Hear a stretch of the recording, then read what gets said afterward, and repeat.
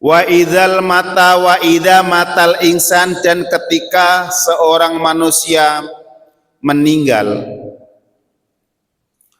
bahasanya jangan mati ya, meninggal, karena mati itu enggak ada. Kalau meninggal ada, meninggalkan dunia ya. Karena orang mati itu tidak pernah ada, yang ada adalah pindah alam. Innal mauta yang takilu ila dunya minal akhirah. Orang mati itu sebenarnya perpindahan saja untuk sementara, pindah ke kehidupan yang lebih lanjut.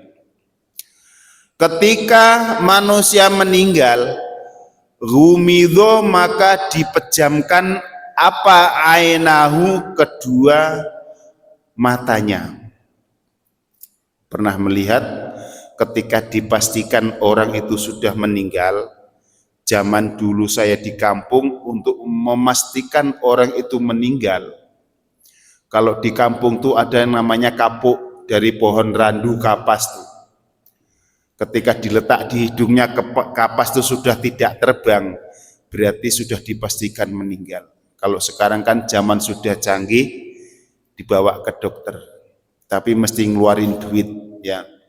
Ditaruh di hidung sudah enggak ada terbang, itu dianggap meninggal. Atau perintah Nabi, di atas perutnya diletak seperti bejana atau mangkok diisi air.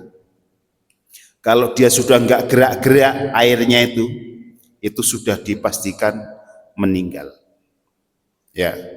Dan lagi naruh barang berat di atas perutnya orang yang meninggal, itu disunahkan dalam rangka kalau perutnya kembung itu dia akan keluar anginnya.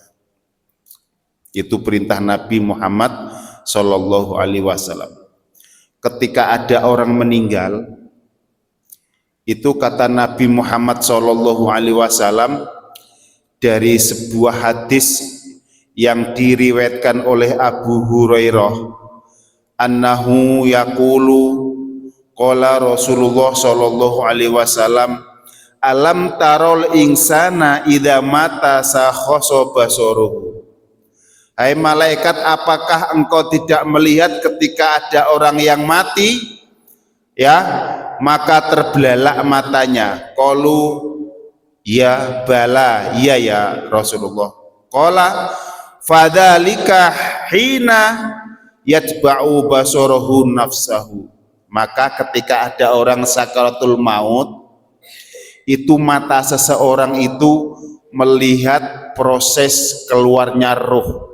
Karena diriwayatkan orang meninggal itu dicabut oleh malaikat Israel, malaikat maut, yaitu dari ubun-ubun. Rohnya dicabut pelan-pelan kalau orangnya yang iman. Kalau orang yang enggak iman ya, wan nazi'ati gharqa, kata Allah. Orangnya yang enggak iman, yang males sholat, nariknya di gini, diegrek-egrek bahasanya orang Jawa. Tarik, masuk lagi, tarik lagi. Seperti apa sakitnya. Ketika orang meninggal, maka mata orang tersebut memperhatikan proses keluarnya roh tersebut. Makanya matanya belalak. Ya. Itu bagi orang awam seperti kita. Tapi bagi orang alim itu santai dia, bahkan dia tersenyum. Dia enggak merasakan sakit sedikit pun. Karena apa? Ketika orang sakaratul maut, sudah nampak di matanya di mana nanti tempat tinggal dia yang sebenarnya. Dan balasan-balasan ketika beramal di dunia ini sudah dinampakkan. Karena saking bahagianya, jadi enggak terasa lagi sakitnya sakaratul maut. Sama seperti manusia lagi gandrung dengan kekasihnya ya, ketika kekasihnya misalkan telepon tuh, bang datang bang, kita jumpa di sini. Motor enggak ada, sepeda enggak ada, yang ada jalan kaki yang jalannya banyak batu, lari dia. walaupun kakinya luka tertusuk batu, itu enggak terasa, walaupun berdarah enggak terasa. Karena apa?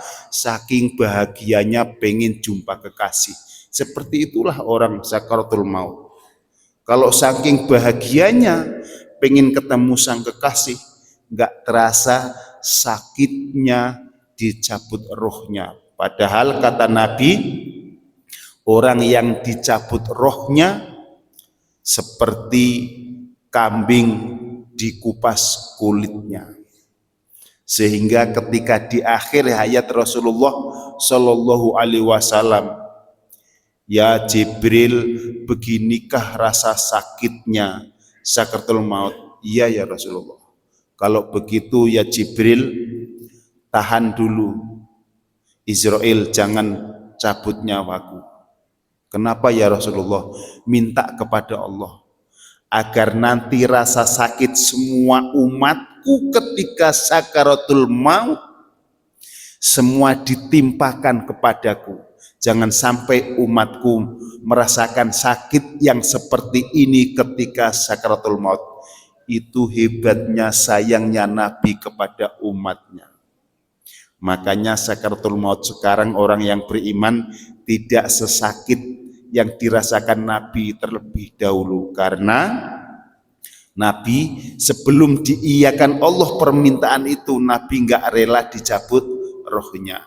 Ya, makanya kita mesti berterima kasih kepada Nabi kita Muhammad Sallallahu Alaihi Wasallam.